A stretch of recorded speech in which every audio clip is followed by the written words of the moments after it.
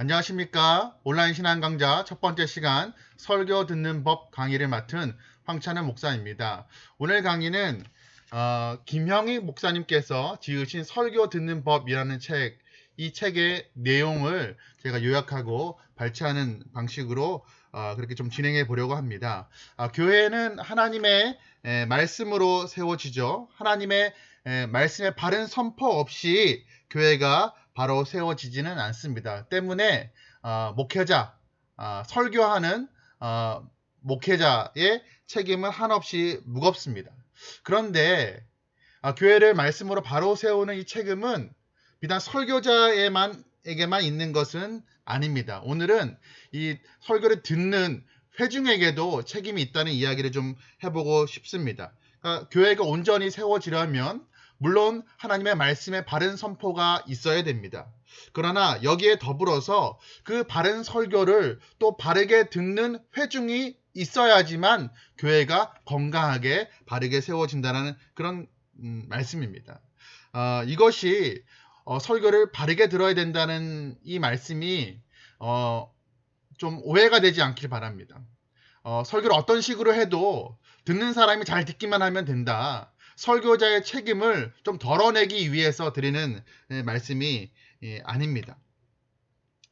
설교자의 책임도 막중하지만 그 못지않게 설교를 바르게 듣는 회중의 책임도 있다라는 말씀을 드리는 것입니다. 사실 오늘날에 많은 분들이 이 설교자의 책임을 많이 이야기합니다. 책임을 많이 이야기한다는 것은 많이 비평하고 비난하고 비판한다는 것입니다.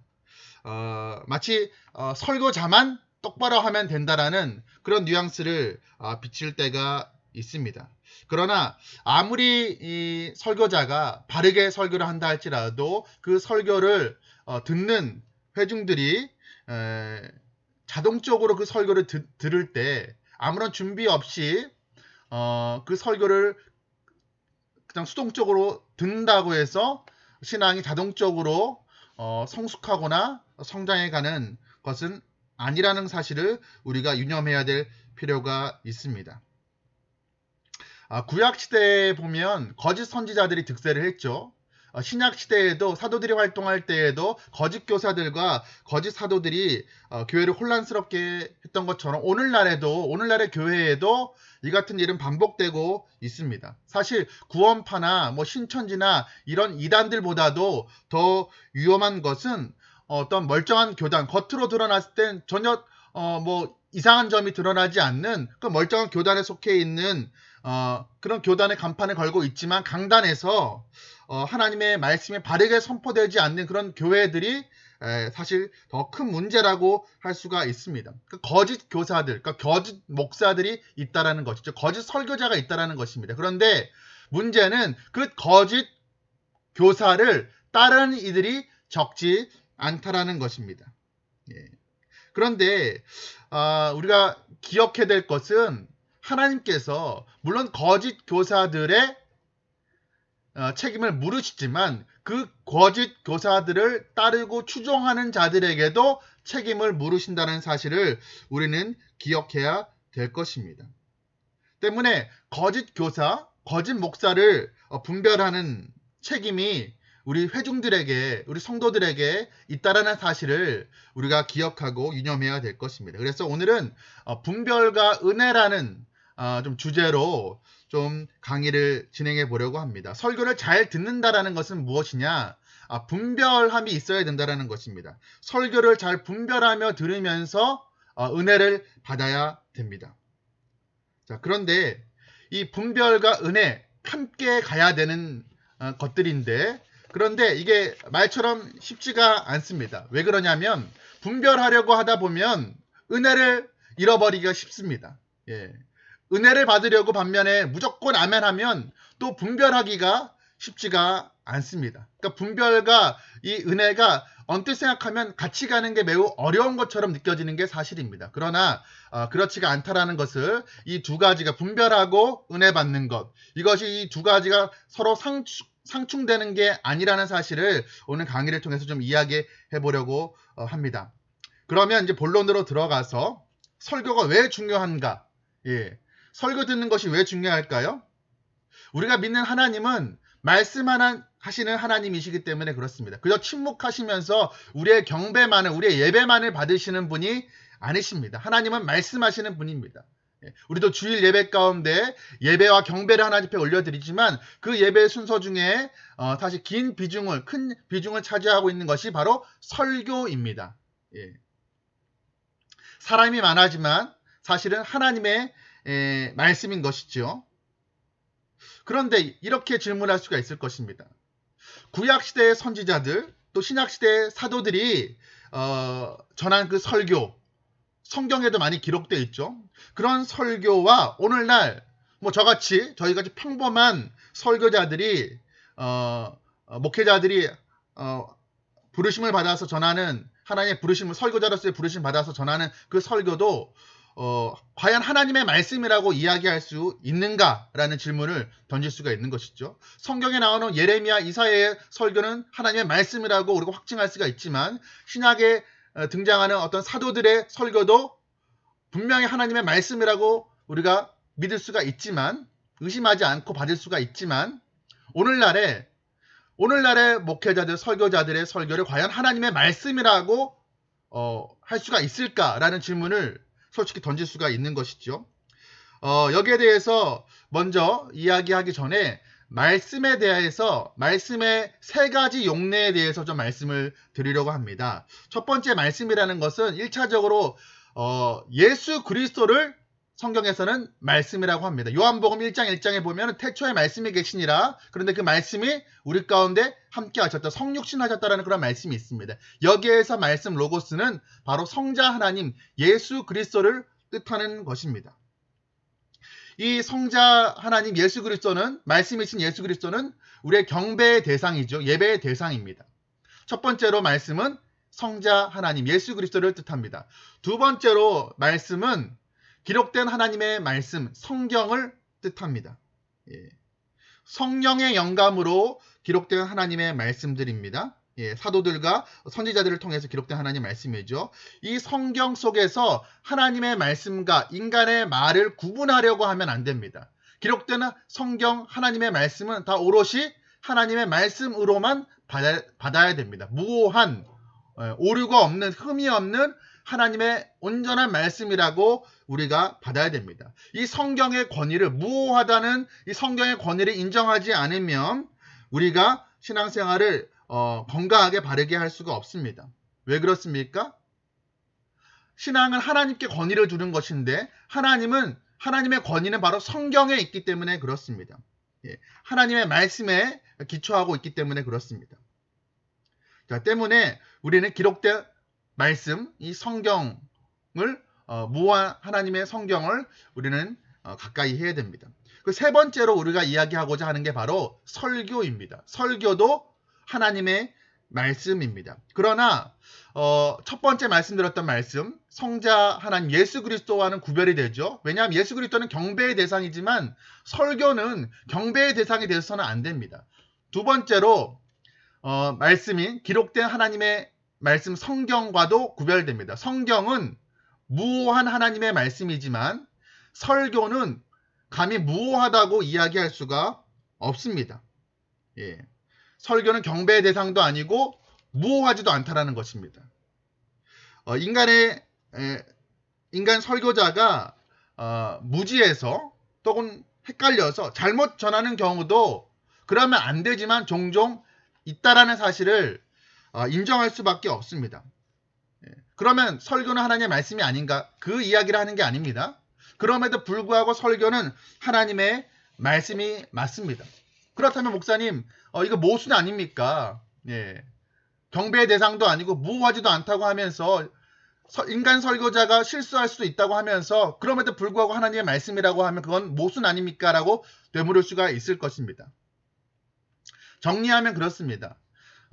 하나님의 말씀이라고 할 수 있는 설교는 예수 그리스도, 말씀이신 예수 그리스도처럼 경배의 대상도 되지 않고 성경처럼 무오하지도 않지만 그럼에도 불구하고 하나님의 말씀이라고 했습니다. 때문에 대신 분별하면서 들어야 됩니다. 분별력을 가지고 들어야 되는 하나님의 말씀이 바로 성경이라는 것입니다. 그러니까 설교 듣기에 요구되는 두 가지를 말씀드리는데 그 첫 번째가 바로 분별을 필요로 한다는 것입니다. 설교자가 강단에서 어떤 말씀을 전할 때 무조건적으로 아멘 할 수는 없습니다. 그래서는 안 됩니다. 그렇다면 설교를 비판하면서 들어야 된다는 말인가? 설교를 비판하면서 들어야 된다는 말씀이 아니라 분별하면서 들어야 된다는 말씀입니다. 그럼 비판하는 것과 분별하는 것의 차이는 무엇일까요? 예. 은혜를 구하는 것입니다. 비판하면서 듣는 것은 은혜를 받으려고 하는 것이 아니라 흠잡으려고 하는 것이죠. 그러나 분별하면서 듣는 것은 그것은 은혜를 받기 위해서 분별하는 것입니다. 자, 성경에서 이 분별하면서 하나님의 말씀을 설교를 들었던 사람들이 등장을 하죠. 사도행전 17장에 보면 베레아 사람들이 등장을 합니다. 사도행전 17장 11절 말씀을 제가 한번 읽어보겠습니다. 베레아에 있는 사람들은 데살로니가에 있는 사람들보다 더 너그러워서 간절한 말씀을 받고 이것이 그러한가 하여 날마다 성경을 상고함으로, 예. 간절한 마음으로 하나님의 말씀을 받았다고 합니다. 그런데 한 가지 더, 그들이 간절한 마음으로 말씀을 받고 이것이 그러한가 하여 날마다 성경을 상고했다라고 합니다. 예. 이것이 무슨 뜻이냐면 사도 바울의 설교를 들었습니다. 그런데 그들이 무조건적으로 아멘한 게 아니라 이것이 그러한가 하여 날마다 성경을 상고했다. 달리 풀어서 이야기하면 이 사도 바울의 설교가 정말 기록된 하나님의 말씀과 같은가, 동일한가 확인했다는 것입니다. 이것이 바로 분별입니다. 사도행전을 기록한 누가는 베레아 사람들이 간절함으로 말씀을 들었다. 그런데 분별했다라고 이야기하고 있지 않습니다. 간절함으로 사모함으로 말씀을 들었는데 그러나 비판하면서 그 말씀이 하나님의 말씀인가 확인했다라고 이야기하고 있지 않습니다. 간절함으로 사모함으로 듣는 것과 이것이 그러한가 날마다 상고했다 확인했다라는 것을 동일한 것으로 봅니다. 반대되는 것으로 보는 것이 아니라는 것입니다. 예. 사도들의 말에서 그들은 흠을 찾기 위해서가 아니라 정말 진리의 말씀을 확증하기 위해서 그들은 말씀을 상고했다라는 것입니다. 그러니까 간절하게 말씀을 사모함으로 받는 자들이 또 이것이 정말 그러한가 확인하면서 분별하면서 들었다라는 그런 것입니다. 때문에 설교자가 말할 때 무엇이든지 아멘하는 것은 옳은 태도가 아닙니다. 설교자에게 어떻게 보면 기분이 좋을 수도 있는 것은 사실입니다. 예. 그러나 그런 태도는 무조건적으로 아멘하는 것, 분별하지 않고 아멘하는 것은 옳은 태도가 아닙니다. 베레아 사람들은 그 말씀을 설교를 하는 사람이 바로 누구였습니까? 사도 바울이었습니다. 사도의 말도 사도의 설교도 정말 하나님의 말씀에 근거한 것인가 이게 맞는가 확인하는 작업이 필요했다는 사실을 우리가 기억해야 될 것입니다. 자, 때문에 우리가 설교를 들을 때 분별한다는 것은 어떤 의미를 가지고 있는 것입니까? 이 설교자가 과연 정말로 성경을 가르치고 있는가? 이 가르침이 성경의 가르침과 정말 동일한가? 맞는가? 성경에 있는 이야기를 하는 것인가? 예. 이 설교자는 설교를 통해서 그리스도를 높이고 있는가? 아니면 자신을 전하고 자신을 높이는가? 예. 이런 것들을 질문하면서 들어야 된다는 것입니다. 이런 기본적인 질문조차 던지지 않고 그저 강단에 선포되어지는 말씀을 무조건적으로 아멘하는 것은 성경적인 태도가 아니라 사실 성경이 경계하는 태도라는 사실을 우리는 기억해야 될 것입니다. 그런데 이 분별한다는 것이요. 회중이 성경에 대해서 무지하다면 이걸 분별할 수가 없습니다. 선포되어지는 설교가 하나님의 말씀과 과연 부합하는가 맞는가라는 것을 비교하며 듣기 위해서는 그가 먼저 성경에 대한 지식이 있어야 됩니다. 그러니까 성경을 읽지 않는 성도가 설교를 분별하며 들을 수 없다라는 것이죠. 예. 어떤 설교자가 자신의 설교를 어떤 정말 무오함, 심지어 경배의 대상인 것처럼 굉장히 카리스마적으로 설교를 하면서 자신의 설교는 완전히 100% 하나님의 말씀과 동일하다. 무슨 얘기를 하더라도 이건 하나님의 말씀이다라고 하는 것은 굉장히 잘못된 것입니다. 설교자가 강단에서 그 강단을 빌어서 그 설교를 이용해서 자기의 권력을 확증하고 확장시키고 성도들에게 회중이 강요할 수가 있습니다. 절대 권력은 반드시 절대적으로 타락한다라는 말이 있죠. 이것은 세상 사람들에게만 세상 어떤 권력자 정치인들에게만 독재자들에게만 적용되는 것이 아니라 교회 안에 목회자에게도 동일하게 설교자에게도 적용될 수가 있습니다. 자, 설교를 분별해서 들어야 된다라고 이야기 드렸습니다. 무호하지 않다라고 했습니다. 경배의 대상도 아니라고 했습니다. 그러면 설교를 그저 인간의 말로 들으란 얘기인가? 그렇지가 않습니다. 그럼에도 불구하고 설교는 하나님의 말씀이라고 불린다는 사실을 우리가 기억해야 될 것입니다. 그럴 때 우리가 설교를 경박한 태도로 흘러 들을 수가 없습니다. 그저 한 인간의 말로 우리가 한 귀로 듣고 그냥 대충 흘려 버릴 수 없다라는 것입니다. 설교 듣기에 필요한 첫 번째, 분별하며 듣는 것입니다. 그렇다면 두 번째는 은혜를 구하는 것입니다. 고린도후서 3장 18절 말씀을 제가 한번 읽어보겠습니다. 우리가 다 수건을 벗은 얼굴로 거울을 보는 것 같이 주의 영광을 보매 그와 같은 형상으로 변화하여 영광에서 영광에 이르니 곧 주의 영으로 말미암음이니라. 이 구절은 설교를 들을 때 어떤 일이 일어나는지에 대해서 잘 설명해 주고 있습니다. 하나님의 말씀을 들을 때, 설교를 들을 때 주의 영광을 보게 된다는 것입니다. 설교를 듣는 자들이 주의 영광을 보게 되고 그 영광을 보게 될 때 하나님의 형상으로 변화된다라고 이야기합니다. 그런데 그 역사는 곧 주의 영으로 말미암으니라. 성령의 역사라고 이야기하고 있습니다. 다시 말씀드립니다.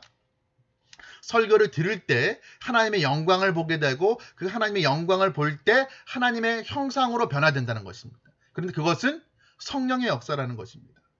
자, 은혜를 받는다. 설교를 들을 때 우리에게 요구된 또 하나의 태도는 은혜를 구하는 것이라고 말씀을 드렸습니다.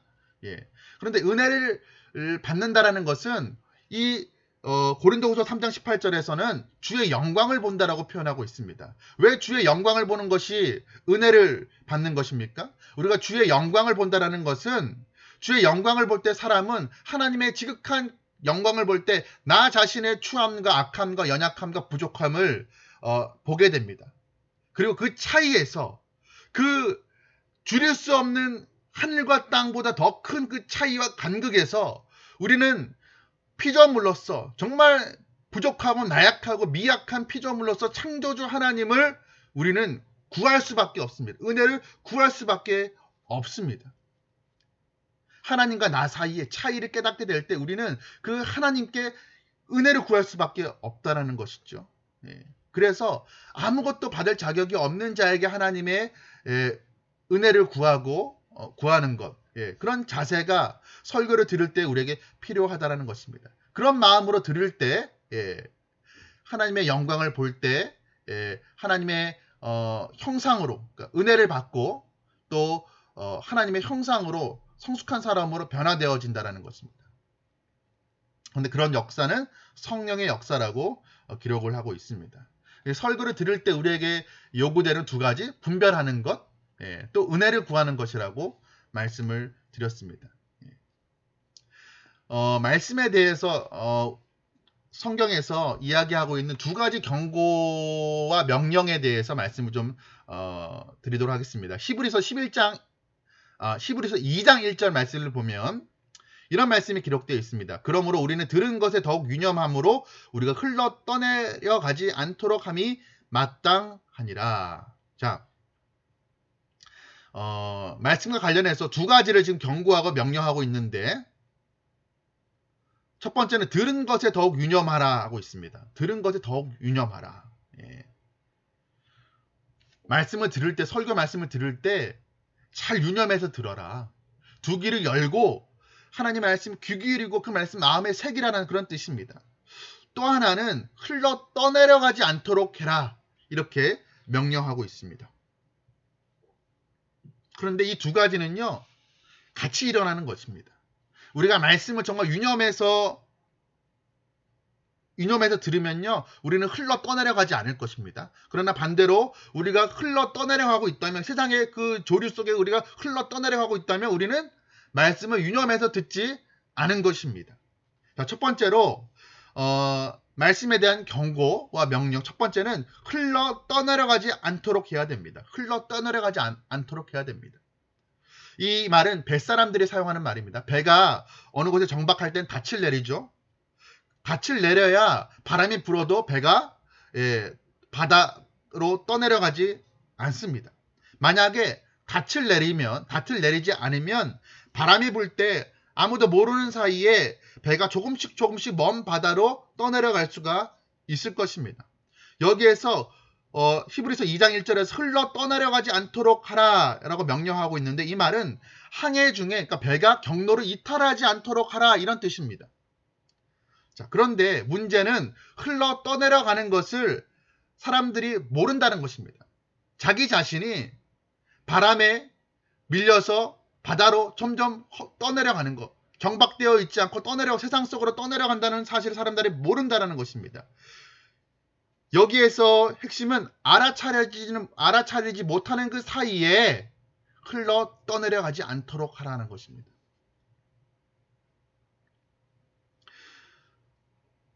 사람들은 통장에서 잔고가 줄어드는 것을 금세 알아차립니다.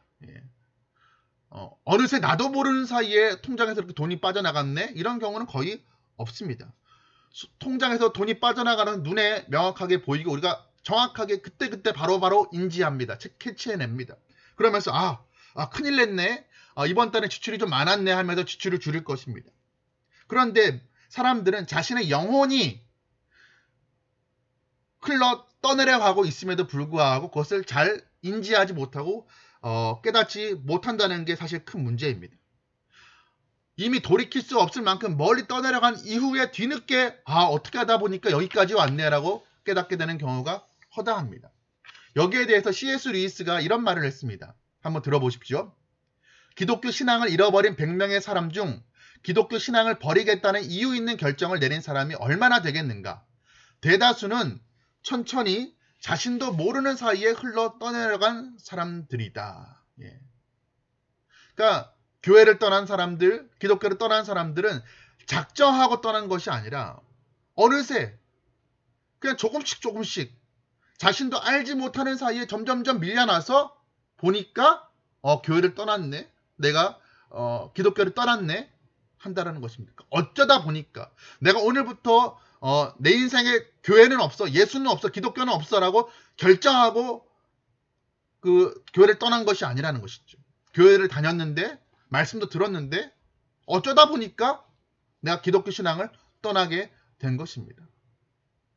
교회를 떠난 사람들 대부분이 교회를 다녀보니까 기독교 신앙이라는 것이 더 이상 내가 믿을 수가 없다라고 어떤 결론을 내리고 떠났다기보다는 어쩌다 보니까 바쁘다 보니까 돌이킬 수 없을 만큼 멀리 흘러 떠내려간 경우가 허다하다는 것입니다. 그런데 이 흘러 떠내려가지 말라라고 지금 성경은 우리에게 말씀하고 있는데, 이것은 그냥 일시적으로 말씀을 잘 안 듣고 말씀 듣는 거 게을리하고 그런 것을 의미하는 것이 아닙니다. 우리가 일시적으로는 말씀 듣는 것에 태만함과 게으름을 보일 수가 있습니다. 그런데 이 말씀은 거기에 대해서 경고하는 것이 아니라 지속적으로 하나님의 말씀에 대해서 귀를 막는 태도를 지금 경고하고 그렇게 하지 말라라고 명령하고 있는 것입니다. 하나님의 말씀을 듣는 일에 무감각한 마음으로 지내면서 아멘하는 말씀을 들을 때 아멘하는 마음으로 듣는 것이 아니라 거부하는 마음으로, 완고한 마음으로 설교를 듣는 것, 그런 상태가 어쩌다가 한 번이 아니라 1년 52주, 1년, 2년, 3년 지속적으로 이어지는 것에 대한 경고입니다. 그런데 그 결과 배교라는 비참한 결과를 맞이하게 된다는 사실을 우리는 기억해야 될 것입니다. 은혜를 받지 못하고, 설교의 은혜를 받지 못하고 일주일 혹은 한 달, 1년, 2년 지나가는데도 불구하고 하나님 앞에서 정말 가난한 심령으로 은혜를 구하지 않습니다. 내 영혼의 상태가 얼마나 나빠지고 있는지 모르기 때문인 것이죠. 사람들이 자신의 영혼이 점점점 하나님으로부터 멀어지고 있다는 사실, 흘러 떠내려가고 있다는 사실을 잘 인지하지 못한다는 것입니다. 근데 아는 것은 하나 있습니다. 내가 여전히 교회 안에 있다라는 것. 예. 내가 여전히 교회를 다니고 있고 출석하고 있고 설교 시간에 앉아 있고 봉사도 하고 있다라는 사실. 그것은 알고 있습니다. 그런데 내가 교회를 다니고 있다는 것을 알기 때문에 자식의 영혼이 지금 점점점 하나님으로부터 멀어지고 있다는 사실을 깨닫지 못한다라는 것입니다. 성경은 히브리서 2장 1절 말씀은 우리가 하나님으로부터 점점 흘러 떠내려가는 것을 경계하라고, 조심하라고 우리에게 경고의 말씀을 하고 있습니다. 그리고 더불어서 하는 말씀이, 경고하는 말씀이, 명령하는 말씀이 들은 것에 유념하라라고 알고 있습니다. 들은 것에 유념하라. 공동 번역을 보니까 이렇게 해석하고 있습니다. 들은 바를 더욱더 굳게 간직하라. 들은 바. 여기 들은 바는 예수 그리스도의 복음을 뜻하는 것입니다. 그 복음을 들은 바, 복음을 잘 마음 가운데 굳게 간직하라는 것입니다. 흘러 떠내려가지 않기 위해서는 들은 말씀을 잘 마음 가운데 굳게 붙들어 매고 간직해야 됩니다. 어떤 사람이 설교를 듣고 예배당으로 이제 밖을 나가는 사람들에게 방금 들은 설교의 제목이 무엇인지, 내용이 무엇인지 물었습니다. 그런데 놀라운 사실은 방금 전에 예배를 마치고 나온 사람들이 그 설교의 제목과 내용을 제대로 기억하지 못한다는 것입니다. 심지어 그 설교의 은혜를 받고 펑펑 눈물을 흘린 사람조차도 그 설교의 내용을 기억하지 못하는 경우가 허다했다고 합니다. 그러니까 설교를 그냥 듣고 즉각적으로 어떤 반응을 보이는 것 물론 중요합니다. 설교 시간에 잘 듣는 것 중요합니다. 그러나 설교를 그저 잘 듣는 것으로 그쳐서는 안 된다라는 것입니다. 설교를 들으면서 그 내용에 감동해서 눈물을 흘릴 수 있습니다. 그런데 집으로 돌아와서는 내가 예배 시간에 설교 들을 때 왜 감동해서 울었는지 기억을 하지 못한다면 잘못된 것이죠. 그러니까 설교를 들을 때도 참 중요하지만 사실 들을 때만큼 중요한 것이 설교를 들은 후라고 할 수가 있습니다. 그런데 우리가 많은 경우에 여기에서 실패를 합니다. 설교를 들을 때는 잘 듣습니다. 잘 반응도 합니다. 그런데 그 말씀이 정말로 우리에게 들려지게 되면 그 말씀은 일주일 혹은 한 달 후에도 그 설교를 들은 결과가 삶의 열매로 나타나게 될 것입니다. 여러분, 우리는 들은 말씀을 잘 붙잡아야 됩니다. 그리고 그 말씀이 우리의 어떤 인생의 바쁘죠 참. 그 바쁨과 시련과 환난과 세상 염려와 어떤 재물과 향락에 의해서 그 말씀을 우리가 잃어버리지 않도록, 사라지지 않도록 우리는 잘 붙들어야 됩니다. 잘 유념해서 우리 마음에 잘 새겨야 됩니다. 그런데 이것은 저절로 일어나는 일이 아닙니다. 그렇기 때문에 히브리서 기자는 들은 것에 너희가 더욱 유념하라라고 명령하고 부탁하고 있는 것입니다. 여러분, 흘러 떠내려가기 위해서는 우리가 특별히 노력할 것이 없습니다. 그래서 가만히 있으면 흘러 떠내려가게 되어 있습니다. 반면에 흘러 떠내려가지 않으려면 들은 말씀을 유념해야 하는 수고를 우리가 드려야 됩니다. 노력이 필요하다는 것이죠. 우리가 세상을 살아가는데 이 세상은 비유하자면 뭐 파도가 없는, 그저 움직임이 없는 잔잔한 호수가 아닙니다. 물살이 거센, 아주 파도가 거센 그런 바다라고 할 수가 있습니다. 아주 물줄기가 아주 강한 그런 강이라고 할 수가 있습니다. 우리 성도들은 그 물줄기를, 강한 세상의 그 물줄기를 거슬러 올라가야 되는 사람들인 것입니다. 그런데 어떻게 우리가 그 세상의 조류를 거슬러 올라갈 수가 있습니까? 하나님의 말씀에서 힘을 얻을 때입니다. 여러분, 우리가 말씀에 유념해서 들을 때 하나님께서는 그 말씀을 통해서 우리에게 더욱더 말씀하여 가실 것입니다. 여러분, 우리가 여전히 교회 안에 머물러 있다고 해서 우리가 안심해서는 안 될 것입니다. 교회 안에 머물러 있지만 우리의 마음이, 우리의 심령이, 영혼이 점점점 흘러 떠내려가고 있을 수 있다는 사실을 우리가 기억해야 될 것입니다. 그러면서 우리가 들려지는 그 설교 말씀을 더욱더 유념해서 우리가 들어야 될 것입니다. 우리가 기억해야 됩니다. 예수님을 배반하거나 배교하는 것, 우리가 적극적으로 우리가 뭐 믿음을 포기하거나 신앙을 저버리지 않는다고 할지라도 우리는 세상의 매력에 매료되어서 우리는 어느 새 나도 모르는 사이에 아주 천천히 조금씩 우리가 세상으로 흘러 떠내려갈 수 있다는 사실을 기억해야 될 것입니다. 그렇지 않기 위해서는 우리가 들은 것에 더욱 유념해야 될 것입니다. 그것만이 우리가 세상으로 흘러 떠내려가는 것을 막아주는 것이 될 수 있기 때문입니다. 자, 이번에는 좀 믿음과 순종의 관계를 좀 이야기해 보려고 합니다. 예, 들음은 믿음과 아주 밀접하게 관계가 되어 있죠. 예, 믿음은 말씀을 듣는 것에서 듣는 것이라고 할 수가 있습니다. 예. 사무엘상 3장을 보면 어린 사무엘이 하나님의 음성을 듣는 장면이 나오죠. 한밤중에 하나님이 자기를 부르는 음성을 그는 엘리 제사장이 자신을 부르는 소리로 오해를 합니다. 그래서 엘리 제사장 찾아가죠. 자신을 불렀냐고. 아니라고 합니다. 근데 이 같은 일이 3번 반복되니까 엘리 제사장이 이게 하나님의 사무엘을 불렀다는 사실을 알고, 그래서 사무엘에게 다시 한번 자신을 부르는 사무엘을 부르는 음성이 나거든. 나를 찾아오지 않고 여호와여 말씀하옵소서 주의 종이 듣겠나이다라고 그렇게 말하라고 알려줍니다. 그리고 다시 하나님의 말씀이 임했을 때 사무엘이 엘리 제사장이 일러준 대로 말씀하옵소서 주의 종이 듣겠나이다 이렇게 아뢰게 됩니다. 그런데 말씀하옵소서 주의 종이 듣겠습니다라고 말을 했는데 이것은 어떤 의미를 가지는 것일까요? 듣겠습니다. 이 말은 그저 귀로만 듣겠다라는 것이 아니라 말씀하시면 그 말씀이 무슨 말씀이든지 그대로 행하겠다라는 순종의 의미를 담고 있는 것입니다. 그러니까 듣겠습니다라는 말은 단순히 내가 귀로 듣고 그치겠다는 것이 아니라 들려지는 대로 움직이고 행동하겠습니다. 달리 말하면 순종하겠습니다. 듣겠습니다라는 말은 순종하겠습니다라는 말과 다를 바가 없다라는 것이죠. 우리가 매주일 설교를 듣습니다. 그런데 이 듣는 것은 그 들음이라는 행위 안에는 단순히 듣는 것이 아니라 순종을 포함하는 것이죠. 그러니까 믿음으로 듣는다라는 것은 뭐냐? 듣고 순종한다는 것을 의미합니다.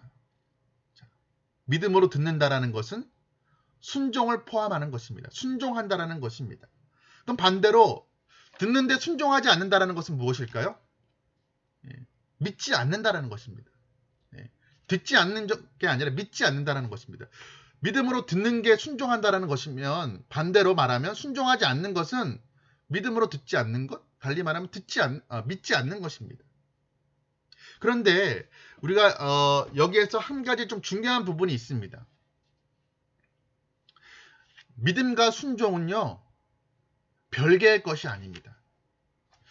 믿음이 따로 있고 순종이 따로 있는 게 아니라 믿음에서 순종으로 이어지는 것입니다. 그러니까 믿음과 순종 어떻게 보면 두 개인 것 같지만 믿음과 순종이지만 사실 믿음으로부터 이어지는 순종이라고 하나로 묶어서 봐야 되는 것입니다. 그러니까 믿음이라는 나무가 있으면 반드시 순종이라는 열매가 나타난다는 것입니다. 이것이 별개가 아니라는 것입니다. 믿음이 진짜 나는 진짜 믿음인데 나는 순종하지는 않아. 구별되게 있는 것이 아니라는 것입니다. 정말 살아있는 믿음이라는 나무라면 반드시 순종이라는 열매를 가져온다는 것입니다. 그러니까 순종은 믿음으로부터 말미암는 것, 믿음이 낳은 순종이라는 것을 우리가 기억해야 될 것입니다. 그런데 여기에서 한 가지 질문을 우리가 던질 수가 있습니다. 우리가 많은 설교를 이렇게 말씀을 듣는데 왜 우리는 순종에 이르지 못하는 것일까요? 말씀을 듣기는 듣는데 왜 우리가 그렇게 순종하지 못하는 것일까요? 여러 가지 문제가 있을 수 있겠지만 몇 가지만 말씀을 드리려고 합니다. 첫 번째는 우리가 말씀의 권위를 인정하지 않기 때문에 그렇습니다. 오늘날의 시대는 탈권위주의 시대입니다. 그러니까 권위를 부정하는 것입니다. 권위를 싫어하고 부정합니다. 부모의 권위, 스승의 교사의 권위, 또 지도자의 권위가 다 무너졌죠. 어떤 권위의 냄새라도 풍기면 꼰대라고 사람들이 싫어합니다. 꼰대라고 합니다. 그러니까 탈권위주의의 시대, 권위를 싫어하는 시대의 중심에는 자기 자신을 신봉하는 그런 마음이 자리 잡고 있습니다. 어떤 권위를 가진 자가 판단하는 것, 그 판단에 따르는 것이 아니라 내가 판단하고 내가 결정하고 내가 판단하고 살아가는 것입니다. 오늘날에 참 부모의 권위를 인정하지 않지 않습니까? 자녀들이.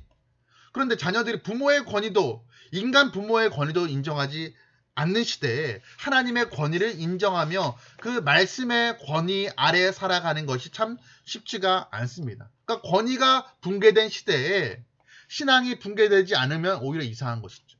오늘날의 탈권위주의의 시대, 권위를 인정하지 않는 시대이기 때문에 사람들이 말씀의 권위를 인정하지 않습니다.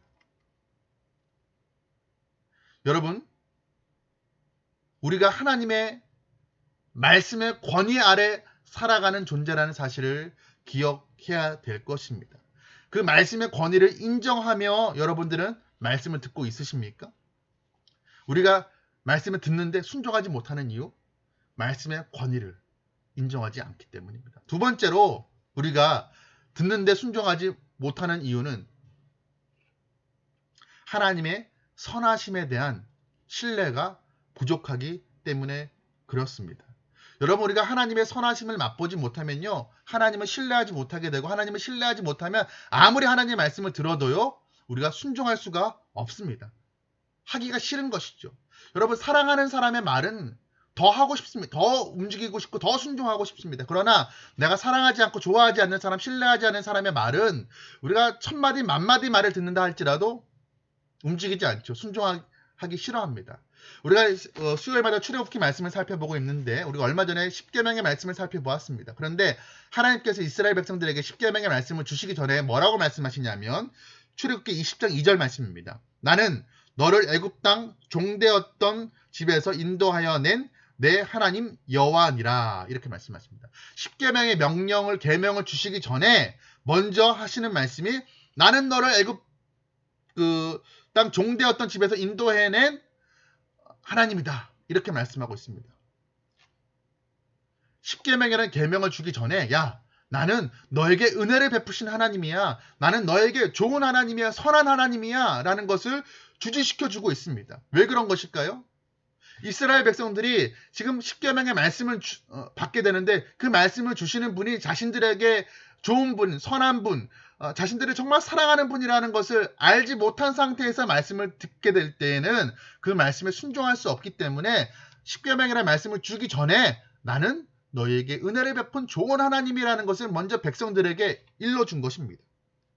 여러분, 하나님을 사랑할 때 하나님께서 우리에게 베푸신 은혜를 우리가 기억할 때 우리가 순종하고 싶은 마음이 생기는 것입니다.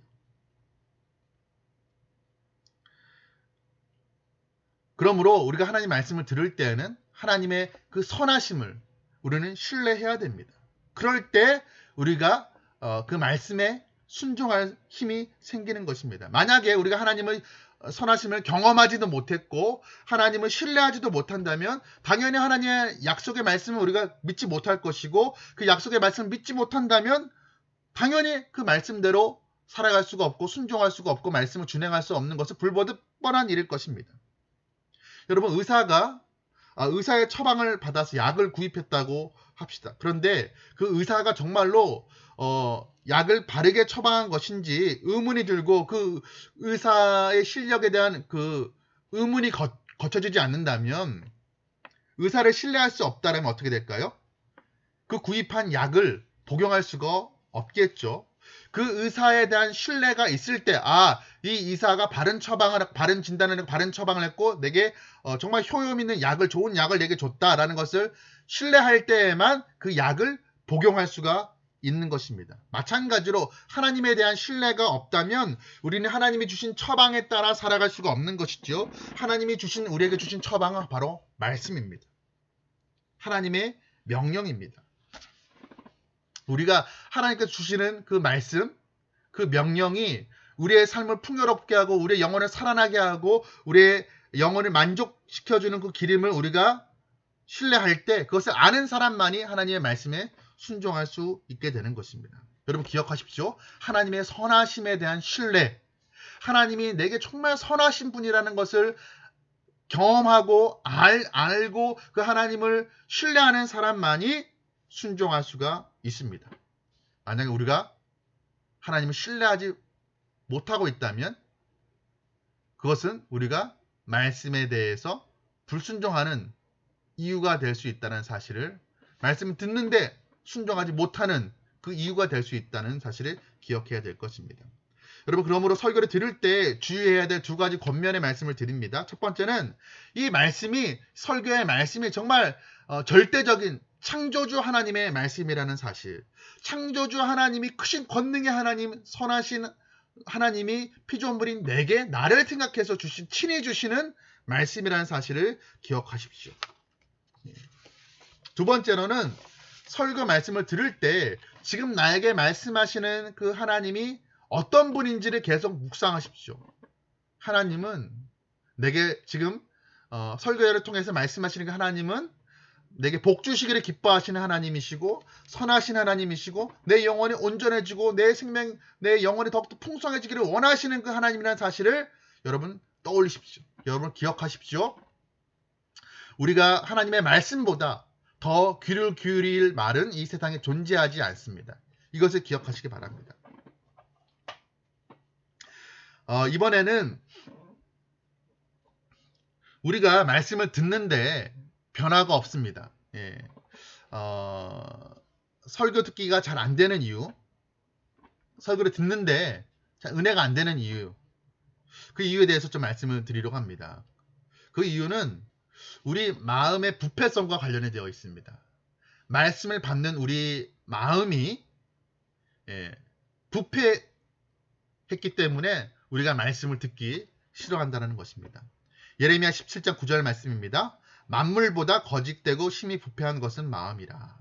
여러분, 우리는 설교를 들을 때 그 설교를 듣는 내 마음이 부패했다는 사실을 인정해야 됩니다. 여러분, 그렇지 않으면 하나님의 말씀이 들려질 때 내 마음이 하게 되면 어떻게 되냐? 그 말씀을, 하나님의 말씀을 거절하게 됩니다. 왜냐? 내 말씀이 병들지 않고 부패하지 않고 내 말씀이 옳은데 내 마음에 듣기 싫은 말씀이면 하나님의 말씀이 틀렸다고 합니다. 그러나 반대로 내 마음이 부패했다는 것을 알게 되면, 부패한 내 마음이 싫어하는 것이라면 내 마음이 잘못된 것이지 하나님의 말씀이 잘못된 것이 아니겠죠. 여러분, 하나님의 뜻과 내 뜻이 다를 때가 있습니다. 사실 다를 때가 아주 많습니다. 그런데 내 뜻은 이거를 붙잡아야 됩니다. 삶에서 두 번 다시 오지 않을 기회일 것 같습니다. 그런데 하나님의 말씀, 주일 설교 말씀 들으니까 포기하라고 내려놓으라고 합니다. 그러면 어떻게 됩니까? 내 마음이 부패했다는 것을 인정하지 않으면 하나님의 말씀을 저버립니다. 자기가 원하는 대답이 들릴 때까지 말씀을 듣지 않거나 다른 내가 듣기 좋아하는, 내가 원하는 대답을 해주는 설교를 들으려고 할 것이죠. 그렇기 때문에 내가 원하는 답이 하나님부터 오지 않을 때 우리는 어떻게 됩니까? 자기를 부인해야 됩니다. 내 자신을 부인해야 됩니다. 왜 그렇습니까? 내 마음이 부패했기 때문에 그렇습니다. 자기 부인이라는 것은 내 뜻을 죽이는 것입니다. 그리고 하나님의 뜻을 구하고 묻는 것입니다. 그런데 이것이 저절로 되지가 않죠. 기도라는 과정을 통해서 이루어지는 것입니다. 예수님께서 겟세마네 동산에서 이 자기 부인의 기도를 올리셨죠. 이렇게 기도하십니다. 내 아버지와 만일 할만하시거든 이 잔을 내게서 지나가게 하옵소서. 그러나 나의 원대로 마시옵고 아버지의 원대로 하옵소서. 예수님은 자기의 원하는 바가 있었습니다. 극심한 십자가의 고통에 달리지 않는 것, 그것을 예수님 원하시는 바였습니다. 그러나 그 뜻을 관철시켜달라고 때를 쓰지 않으셨습니다. 내 뜻은 이러하지만 하나님, 그러나 하나님의 뜻대로 하시옵소서라고 그렇게 기도합니다. 여러분, 기도는 아이들이 부모에게 이것 해달라고 땡깡 부고 때를 쓰듯이 하는 것이 아닙니다. 내가 원하는 것을 얻어내기까지 단식 투쟁하는 것, 그런 것이 아니라는 것이죠.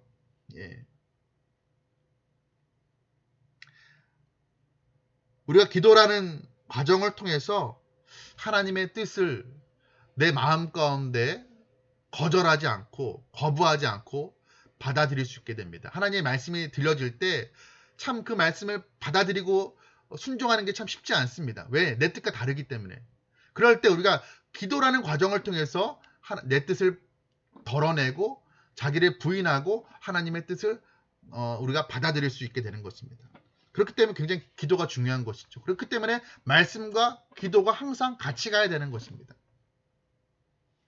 하나님께서 우리에게 은혜의 수단으로 주신 것이 두 가지입니다. 말씀과 기도입니다. 그런데 이 두 가지는 뗄래야 뗄 수가 없습니다.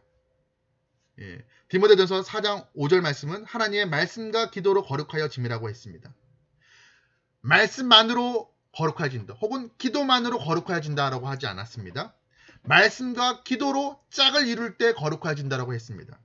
여러분 우리가 항상 말씀과 기도는 같이 가야 됩니다. 함께 가야 됩니다. 왜 그렇습니까? 말씀이 우리 가운데 들려진다 하더라도 우리가 기도를 통해서 내 뜻을 부인하고 하나님의 뜻을 담으려고 하지 않으면 하나님의 말씀이 들려진다 할지라도 우리는 그 말씀대로 살 수가 없기 때문에 그렇습니다. 말씀이 들려지는 하나님의 말씀이 기도를 통해서 내 삶 가운데 소화되어질 때 우리가 그 말씀대로 살아갈 수 있는 자기를 부인하고 하나님의 말씀을 담으며 순종하며 살아갈 수 있는 힘을 얻게 되는 것입니다. 여러분 우리가 말씀을 참 많이 듣죠. 설교를 참 많이 듣습니다. 그런데 그것이 그냥 듣는 것에 그쳐서는 안 됩니다. 그 말씀을 여러분들이 주중에 기도하는 가운데 그 말씀대로 살게 해달라고 내 뜻을 버리고 그 말씀대로 살 수 있게 해달라고 우리가 부단히 그 말씀을 묵상하면서 기도해야 됩니다. 자기를 부인하는 훈련을 해야 됩니다. 왜 그렇습니까? 하나님의 말씀이 항상 내가 원하는 바를 이야기하고 있지 않기 때문에 그렇습니다. 오히려 내가 원하는 것과는 다르게 하나님의 말씀이 말씀하십니다. 그렇기 때문에 그 말씀이 내 삶 가운데 이루어지게 하기 위해서 우리는 기도함으로 자신을 부인해야 됩니다. 그렇게 기도하는 과정을 통해서 우리가 이 말씀을 정말 믿음에 결부시킬 수가 있습니다. 때문에 말씀을 귀로 듣는 것과 또 순종하는 것의 이 사이에는 반드시 기도가 자리합니다. 때로 우리가 정말로 어떤 말씀을 들을 때에는 참 그 말씀을 정말 삼키기가 힘든, 목에 가시가 걸린 것처럼 삼키기가 힘든 말씀이 있습니다. 그럴 때 그것을 기도하는 과정을 통해서 우리가 씨름하면서 자기를 부인하고 그 말씀을 받아야 된다는 것이죠. 그럴 때 그 말씀이 나를 이끌어가고 나를 하나님의 형상으로 더 빚어가고 그 말씀이 내 삶을 풍요롭게 하는 것을 경험하게 되는 저와 여러분들에게 소원합니다. 자, 설교를 잘 듣는 것이 참 중요하죠.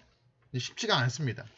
아마 여러분들이 설교 듣는 게 참 쉽지가 않습니다. 설교 듣기가 참 어렵습니다. 라고 경험을 다 해보셨을 것입니다. 그렇죠?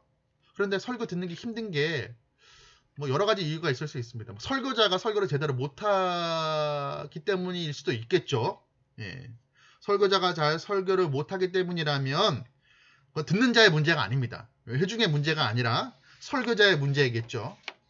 그러나 지금 이제 설교 듣는 법에 대한 이야기는 이제 가정이 설교는 바르게 선포되어야 된다, 되어지고 있다라는 그 가정하에, 그 전제하에 드리는 말씀입니다. 말씀이 바르게 선포되어지고 있는데 설교자의 설교에는 문제가 없는데 그럼에도 불구하고 설교를 듣는 것이 참 힘들 때가 있습니다. 그럼 언제 우리가 참 그렇게 설교가 제대로 들리지 않고 힘들까요? 아까 말씀드린 것과 연장선에서 하나님의 뜻과 내 뜻이 다를 때 우리는 참 그 말씀을 듣기가 힘듭니다. 우리는 많은 경우에 하나님의 뜻과 내 뜻이 같을 것이라고 생각을 하죠. 그런데 실제는 그렇지 않습니다. 하나님의 뜻과 내 뜻은 같지 않습니다. 하나님의 뜻과 내가 원하는 것 하나님께서 원하실 거야. 내 뜻이 곧 하나님의 뜻일 거야 라고 생각하는 그 선입견, 그 잘못된 편견이 굉장히 위험하다는 사실을 우리가 기억해야 될 것입니다. 이사야에서 55장 8절 9절 말씀을 이렇게 기록하고 있습니다. 이는 내 생각이 너희의 생각과 다르며 내 길은 너희의 길과 다름이니라. 여호와의 말씀이니라. 이는 하늘이 땅보다 높음같이 내 길은 너희의 길보다 높으며 내 생각은 너희의 생각보다 높음이니라. 자, 우리의 생각과 하나님의 생각이 다르다는 것이죠. 하나님의 뜻과 우리의 뜻이 다르다는 것입니다. 누구 생각과 누구 뜻이 좋습니까? 당연히 하나님의 생각과 하나님의 뜻, 하나님의 길이 내 생각과 내 뜻과 내 길보다 훨씬 더 좋다라고 이사야 선지자는 말씀하고 있습니다.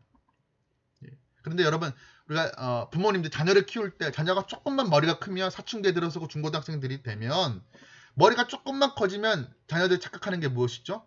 자신이 부모보다 더 똑똑하다는 그런 착각을 하게 됩니다. 예.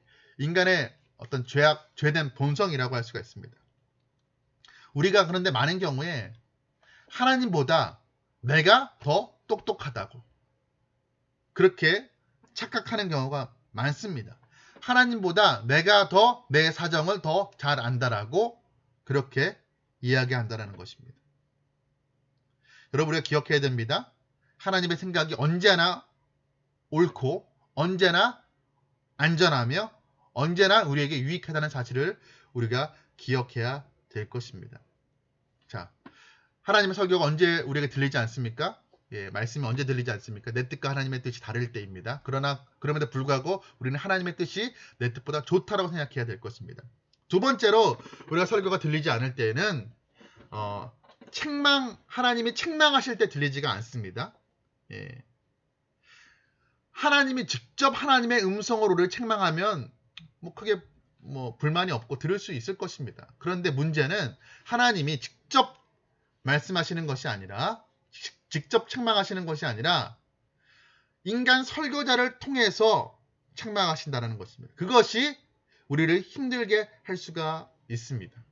그런데 여러분, 책망은 하나님의 말씀인 성경의 주요 기능이라는 사실을 기억해야 됩니다. 디모데 후서 3장 16절의 말씀입니다. 모든 성경은 하나님의 감동으로 된 것으로 교훈과 책망과 바르게 함과 의로 교육하기에 유익하니 라고 말씀하고 있습니다. 예. 성경의 기능 중에 4가지를 이야기하고 있죠. 교훈, 책망, 바르게 함, 의로 교육하기. 이 중에서 책망도 성경의 주요한 기능이라는 사실을 우리가 기억해야 될 것입니다. 말씀은 우리의 죄에 대해서 책망할 때가 있습니다. 성령님께서 말씀을 통하여서 우리의 마음 가운데 우리의 죄에 대해서 책망하실 때가 있습니다. 그런데 이것은 전혀 이상한 일이 아닙니다. 우리가 어떻게 하나님의 그 말씀으로 책망받는 것을 이상히 여기면서 반대로 칭찬만 받기를 우리가 원할 수 있겠습니까? 설교의 황태자라고 하는 찰스 스펄전 목사님께서 책망의 문제를 그 설교에서 이렇게 언급한 적이 있습니다. 제가 한번 읽어보겠습니다. 때로 하나님께서는 목사를 통하여 자기 자녀를 책망하십니다. 복음을 전하는 목사는 언제나 위로의 사역만 하게 되어 있지 않습니다. 교우 여러분, 우리가 목사를 통해서 오는 하나님의 책망에 좀 더 귀를 기울인다면, 하나님께서 안식일마다 우리에게 하시는 말씀에 더 경청한다면 많은 징계를 면할 수 있었을 것입니다. 우리가 징계를 받는 것은 그동안 책망을 무시해 왔기 때문이고 우리가 책망을 거부한 후에야 하나님의 매가 오기 때문입니다. 책망의 기능에 대해서 책망을 무시하지 말고 멸시지 말라라고 권면하는 그 말씀입니다. 여러분, 하나님께서 우리의 삶을 인도하실 때 우리가 책망도 받을 수 있다는 사실을 우리가 어색하게 여기고 이상하게 여길 필요가 전혀 없습니다. 당연한 일일 것입니다. 여러분, 자녀들을 키울 때 항상 칭찬만 합니까? 우리 자녀들이 그렇게 정말 무오하게 아무런 흠이 없이 정말 아무런 실수와 잘못을 범하지 아니하고 그냥 칭찬만 받을 그런 삶을 살아갑니까? 그렇지가 않습니다. 물론 칭찬할 때가 있습니다. 그러나 잘못하면 실수할 때면 내 자녀이기 때문에 바르게 살라라고 책망하고 질책할 때도 있는 것입니다. 우리가 설교를 통해서 책망받는다고 느껴질 때 그것이 기분 나빠할 것이 아니라 귀를 닫아버리는 것이 아니라 하나님이 나를 교정하시려고 나를 고치시려고 하시는구나 라고 생각해야 될 것입니다. 또 세 번째로 우리가 설교가 잘 들리지 않는 이유, 듣기가 힘든 이유, 설교의 주제가 내 관심과 상관이 없을 때입니다. 그러니까 설교, 하나님이 말씀하시는 그 말씀과 지금 내 관심사가 맞지 않을 경우입니다. 예수님이 설교하실 때도 그런 일이 있었습니다. 그러니까 예수님의 관심과 설교의 주제와 청중들 회중들의 관심이 주제가 맞지 않았습니다. 그때 어떤 일이 일어났는지 성경에서 이렇게 기록합니다. 요한복음 6장에 보면요, 우리가 잘 아는 오병이어의 기적이 나와 있습니다. 예, 그 떡 5덩이와 물고기 그 2마리로 수많은 사람들이 예수님께서 먹이시는 그 표적의 사건이 기록되어 있죠. 그런데 그 표적을 기적 경험한 사람들이요, 너무 좋아서 너무 기뻐서 예수님을 자신들의 왕으로 삼으려고 합니다. 그때 그런데 예수님은요 도망치셨습니다. 그들을 피해서 갈릴리 바다 건너편으로 건너가셨습니다. 그런데 이튿날 아침 그 사람들이 예수님이 자기들 틈 사이에 있지 않다는 것을 알게 된 그 백성들이요 갈릴리 바다 건너로 예수님을 쫓아갑니다. 예, 아주 열심을 낸 것이죠. 예. 그래서 예수님 만났습니다. 예. 그 자신이 찾아온 사람들에게 예수님이 설교를 하시는데 긴 설교를 하십니다. 내용이 이런 것이었습니다. 광야에서 그 조상들이 먹었던 그 출애굽했을 때 광야에서 조상들이 먹었던 그 만나는 예수님을 가리키는 그 예표다. 예수님이 생명의 떡이다. 예. 하늘의 만나다. 예수님을 믿어야 정말 영적인 그 굶주림을 면할 수가 있다. 살 수 있다라는 예수님이 생명의 떡이라는 그런 말씀을 하십니다. 예. 예수님은 단순히 떡을 주시는 분이 아니라 예수님 자체가 생명의 떡이라는 아주 귀한 말씀을 이 탁월한 설교를 하십니다. 그런데 놀라운 것은요, 이 설교를 들은 사람들이요, 그 설교에 전혀 은혜를 받지 못했다는 것입니다. 그들이 뭐라고 얘기했습니까? 이 말씀은 어렵도다. 누가 들을 수 있느냐라고 이야기했습니다. 왜 그렇습니까? 그들이 원한 것이 아니었기 때문에 그렇습니다. 그들은 오병이어로 그들의 육신을 배불린 그 예수님을 기적, 그 표적을 기대하고 왔는데 예수님은 떡을 주지 않고 더 이상 떡을 주지 않고 자신이 생명의 떡이라고 이야기하니까 그들은 그 말씀이 자신들의 관심사와 다른 그 하나님의 그 예수님의 그 말씀을 이건 어렵다. 우리가 이 말씀을 어떻게 들을 수가 있느냐 이랬던 것입니다. 그때 예수님께서 이렇게 말씀하십니다. 이 말이 너희에게 걸림이 되느냐? 이 말이 너희에게 걸림이 되느냐? 이렇게 말씀하십니다. 그러니까 그들의 관심사에 맞는 설교가 아니라는 사실을 예수님께서 아신 것이었습니다. 그들이 받지 못하는 말씀이라는 사실을 예수님께서 아신 것이었습니다. 그들의 관심사는 처음부터 끝까지 먹고 마시는 것, 그들의 육신을 배부르는 것, 그것이었지 영생도, 생명의 떡이신 예수님도 아니었습니다. 그래서 이 점을 예수님께서 간파하시고 사람들이 예수님을 찾아왔을 때 예수님께서 뭐라고 말씀하시냐면 너희가 나를 찾는 이유는 표적을 본 까닭이요 떡을 먹고 배부른 까닭이로다 라고 말씀을 하셨습니다. 예수님의 설교를 들었는데 그들은 전혀 은혜 받지 못하고 그들은 다 이 말씀 우리가 받을 수 없는 말씀이라고 다 은혜 받지 못하고 다 떠나갔습니다. 주님을 따르지 않고 다 돌아갔다는 것입니다. 설교의 주제가 내 관심과 다를 때 우리가 설교를 듣지 않습니다. 들리기가 힘든 것이죠. 또 설교가 짐으로 여길 때도 그렇습니다. 그러면 우리가 왜 이렇게 설교 말씀을 하나님의 말씀을 짐스럽게 느끼는 것일까요? 우리가 그럴 때가 있죠. 설교가 잘 안 들릴 때가 있습니다. 예를 들어서 구체적으로 뭐 성금 설교를 했을 때 참 부담스럽다. 참 짐처럼 느껴지죠. 내 관심사가 아닙니다. 어떤 경우는 뭐 선교 헌신 집회에서 설교를 할 때 이 말씀이 하나님께서 나를 선교사로 부르시는 마치 아프리카 선교사로 가라고 하신 말씀처럼 느껴져서 부담이 된다라고 말씀하시는 분들도 있을 것입니다. 어떤 면에서 하나님의 말씀이 우리에게 부담을 준다는 것은 부인할 수 없는 사실입니다. 사실 부모의 말씀도 자녀에게 부담이 될 때가 있습니다. 그런데요, 왜 설교 말씀이 참 부담스러울까? 왜 짐처럼 들릴까? 왜 잘 안 들릴까? 그것은요, 조금 더 우리가 정직하게 우리 내면을 살펴보면요, 그 부담의 정체는 하나님을 향한 사랑의 결핍 때문입니다. 그러니까 하나님을 사랑하지 않기 때문에 노골적으로 얘기해서 솔직하게 얘기해서 그렇습니다. 말씀하시는 분에 대한 사랑의 수치가 높아지면요, 말씀에 대한 의무감, 부담감의 수치는 줄어들 수밖에 없습니다.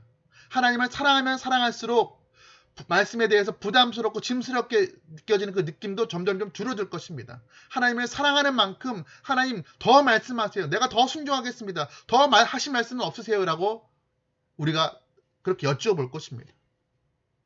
하나님을 사랑하지 못하기 때문에, 사랑의 결핍 때문에 말씀이 부담스럽게 들려지는 것입니다. 그러면 왜 우리가 하나님을 사랑하지 못하는 것일까요? 그것은 하나님을 알지 못하기 때문에 그렇습니다. 하나님이 누구인지, 어떤 분인지에 대한, 하나님이 어떤 분인지에 대한 그 지식의 결핍이 하나님의 사랑의 결핍을 낳고, 그 사랑의 결핍이 우리로 하여금 말씀하시는 그 하나님에 대한 말씀을 짐으로 여기고 부담스럽게 여긴다는 것입니다. 여러분, 우리가 하나님을 바르게 알면요, 하나님을 사랑하게 됩니다. 우리가 하나님을 알지 못하기 때문에, 하나님이 어떤 분인지에 대해서 잘 알지 못하기 때문에 마치 하나님은 우리가 도와드려야 될 분, 우리가 계속 도와드리고 계속 설파부려야 되고 계속 섬겨드려야지만 하는 분, 그런 어떤 괴팍한 노인, 계속 돌봐드려야 될 분, 우리가 계속 수발드려야 될 분, 그런 분으로 이해한다면 그분이 하는 말씀과 요청이 다 짐으로 여겨질 수밖에 없는 것이죠. 그뿐만 아니라 하나님을 바르게 섬길 수도 없는 것입니다. 때문에 하나님을 바르게 아는 것이 매우 중요합니다. 이것이 신앙생활에 아주 매우 중요한 관건이라고 할 수가 있습니다. 그리고 하나님의 말씀 설교를 우리가 오해 없이 잘 들을 수 있는 열쇠는 하나님의 그 선하심을 우리가 경험하는 것입니다. 하나님의 선하심을 경험하는 것입니다. 선하신 하나님을 경험해야 말씀하시는 분이 정말 나를 사랑하시고, 그래서 사랑해서 내게 부담 주고 짐 주기 위해서 주시는 말씀이 아니라 내게 복 주시기 위해서 주시는 말씀이라고 우리가 받을 수가 있는 것이죠. 하나님의 선하심을 우리가 경험해서 알아야 됩니다. 이것이 매우 중요합니다. 이걸 알아야 내게 말씀하시는 분이 선하신 분이라는 사실을 알아야 그 말씀이 때로는 책망의 말씀이라 할지라도, 또 내 뜻과 다른 말씀이라 할지라도 그 말씀을 우리가 선하신 하나님이 나를 생각해서 하시는 말씀이야 라고 우리가 그 말씀을 내 뜻과 달라도 책망의 말씀이라 할지라도 우리가 받아들일 수 있게 된다는 것이죠. 자, 말씀을 믿음으로 듣는다라는 것, 하나님의 선하심을 신뢰하는 그 믿음을 전제한다는 사실을 우리가 기억해야 됩니다. 하나님의 선하심을 맛보아 아는 것이 바로 설교를 잘 들을 수 있는 키, 열쇠라는 사실을 기억해야 될 것입니다.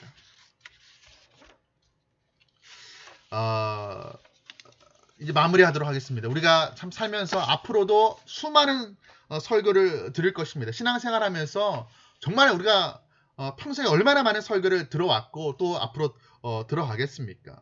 그런데 여러분은 설교를 사람의 말로 들으십니까? 아니면 하나님의 말씀으로 들으십니까? 이성으로 또 상식의 귀로 들으면 하나님의 말씀을 제대로 들을 수가 없습니다. 믿음으로 들어야 하나님의 말씀을 들을 수가 있습니다.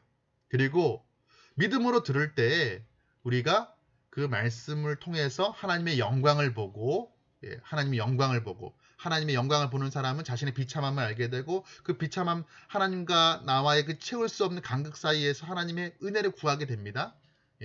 하나님 영광을 보는 사람은 하나님의 은혜를 경험하게 됩니다. 은혜를 경험하게 되면 주님을 닮은 사람으로 성숙해 가게 됩니다. 여러분, 삶이 달라지게 되는 것이죠. 여러분, 내 의지로, 내 노력으로 내 인생을 바꿀 수도 없고 내 습관을 바꿀 수도 없습니다. 오직 내 삶을 바꾸는 것은 오직 하나님의 말씀이 내 삶을 바꿉니다. 사람의 명연설이 아니라, 명설교가 아니라 하나님의 말씀이 우리 안에서 내 삶을 변화시키고 바꾸는 그 일을 한다라는 것입니다. 그래서 신앙생활의 관건은 하나님의 말씀으로 제대로 듣는 것에서부터 시작됩니다. 저와 여러분이 하나님의 말씀으로 제대로 듣게 되기를 원합니다. 그래서 우리 영혼이 더욱더 풍성하게 살아나는 저와 여러분 되시기를 주님의 이름으로 축복합니다. 이것으로 강의를 마치도록 하겠습니다. 경청해 주셔서 감사합니다.